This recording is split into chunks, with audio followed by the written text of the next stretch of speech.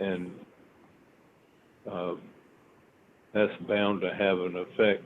It's also more dangerous when you have a bunch of people that grew up under different hunting expectations, roaming around on land in the middle of deer drives and things like that. There's a lot less opportunity. Well, and you mean more interaction, more problems, more interactions between hunters are inevitable? Is that what you mean? I think so. Yeah, I think that's right too. And so, what do we do? I've had this discussion. Senator Campson and I are close, as you know, and he and I have this debate on the Senate floor and in committee on a regular basis about what we do about this unprecedented migration into South Carolina and what that means for our natural resources and how we continue to have open resources to the public at this rate of migration. And what do we do, Ben? You've got the perspective of time. You got any ideas? How do we resolve this issue, or do we? Is it just inevitable? One day we're going to be the minority. We're going to be overrun, and these folks are going to suck up all the resources we have. Well, it used to be a big problem with allocating resources. Now it's allocating opportunities. And somehow or another, that's a problem y'all are going to have to solve up there in Columbia to figure out how to divvy up hunting times and hunting spaces so that everybody has an equal opportunity to go. And I don't think it's a situation where it's possible to stiff the Yankee migrants because they come with just as the same equal protections as everybody else. Sure. But it's going to be a real dilemma for y'all to put your thinking caps on and come up with a equitable solution. Right. Yeah, no, you're exactly right. I think it's the challenge of this generation, of my generation. I'll call it my generation. I think that's the challenge of my generation for the next group of public servants that come along in South Carolina, is to try to figure out how to appropriately allocate these resources based on the dwindling amount of land and the alarmingly increasingly populace of people from other states. It is an interesting conundrum, but it needs to be addressed. I mean, it really does. It's not, and this is not a slight by any means on folks from the Northeast. We understand why you want to come here. It's a great place to live. I've lived here my entire life. I think you have too. And, fantastic place to live, fantastic place if you are as passionate about the outdoors as we are. So I get it. But that doesn't mean that there aren't problems that are associated with that. Ben, I got one more question for you, if I can. Did you have Sure. Did you have something else you wanted to say? No, you go ahead with your question. So I like to end with this question. I should have given you a heads up. I was going to ask you this so that you could be thinking about it. But I just asked Jim Shockey on our last podcast this question, and he didn't know how to answer either. But he did eventually come up with a great answer.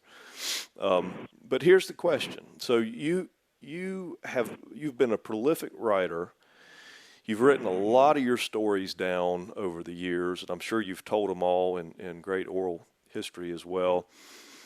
But I want to hear something from you that you haven't given the public. I want to know something about you or your history or, about your profession that you haven't told the public before.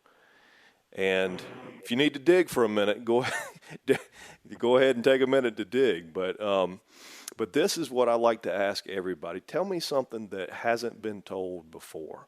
You got a story or something you can tell us?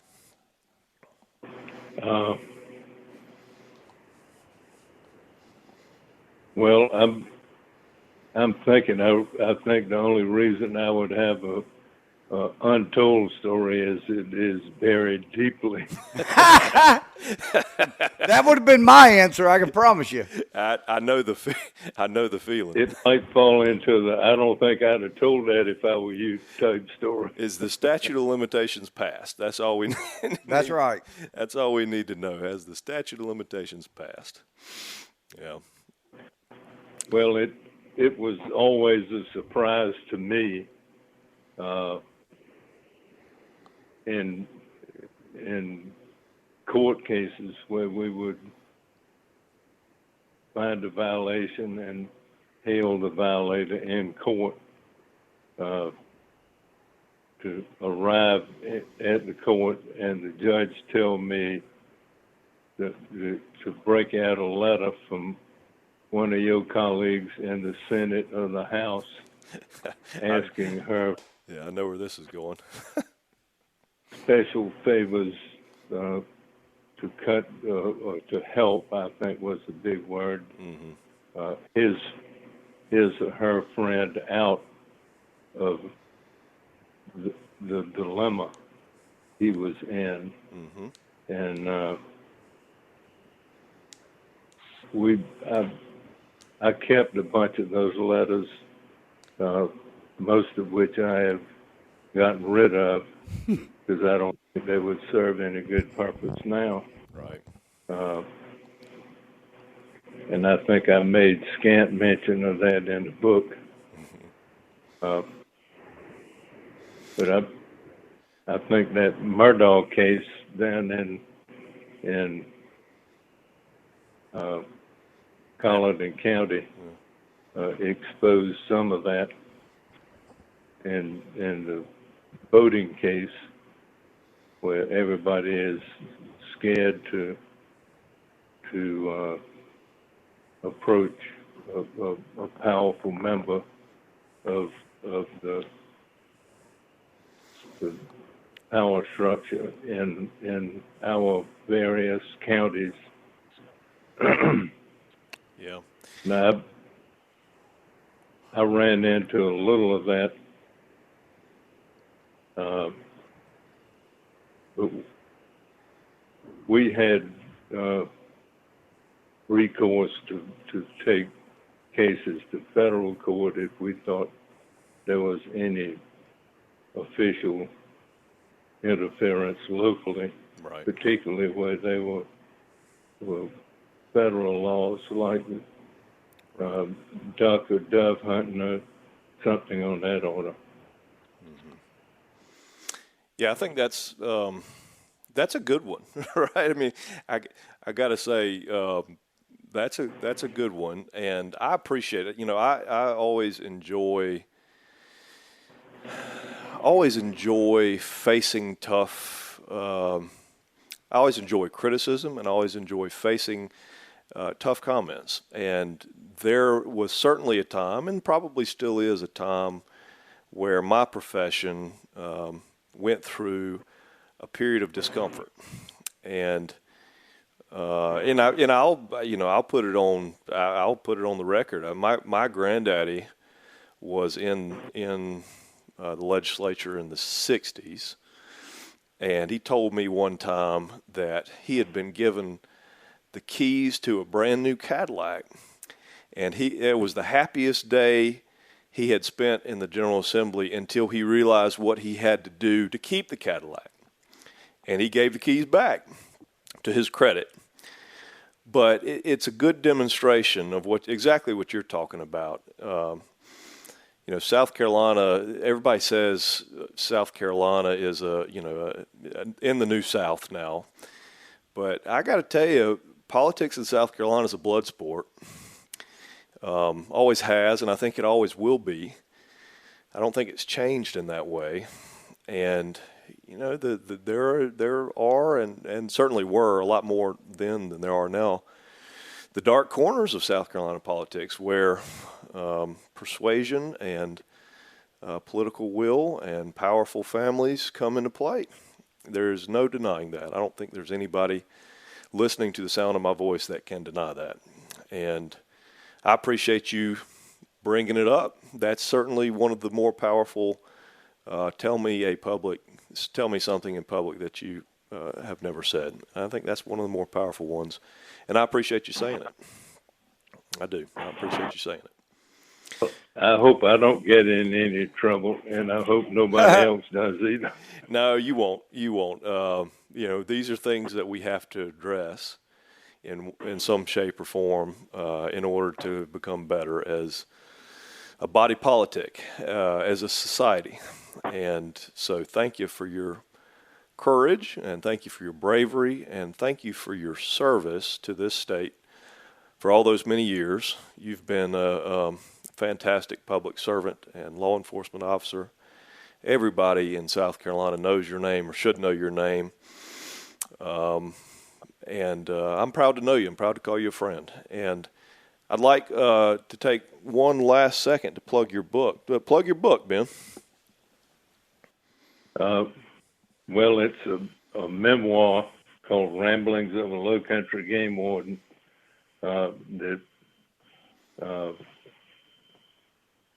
kind of reviews the various aspects of my job over 25 years.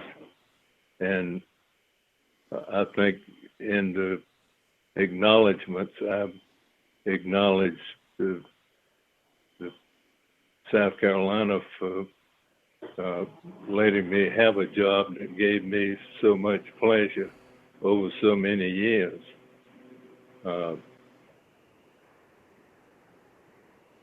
But some people have said that it's probably one of the most humorous books they've ever read, although it didn't start out to be a book of humor. But it is. I've got to tell you, I've read it and I reread it maybe twice now, and it is one of the most entertaining, humorous books that I have read. And again, I think it's because you can identify. You know, if you know these places, you know the issues. You've been in some of these situations yourself, and you can identify with exactly what you're going through, or at least imagine what you're going through. And I think people appreciate that. And you write it in such a concise and matter of fact sort of way. Fantastic writer, fantastic stories.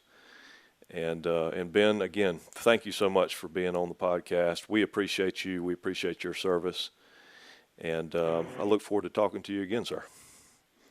Well, thank you for inviting me on, and you have a hell of an editing job to do. No, not at all. Hey, Ben, I'm sorry, this is English, and I'm going to chime in real quick. But after reading the excerpt on the Murphy's Law, I could completely see your Sarah being my Kinsley, who is my daughter, because she and I spent a lot of time pre-COVID or back in the early days of COVID on the water when school became virtual. Our virtual class became on the water, fishing, hunting, doing whatever.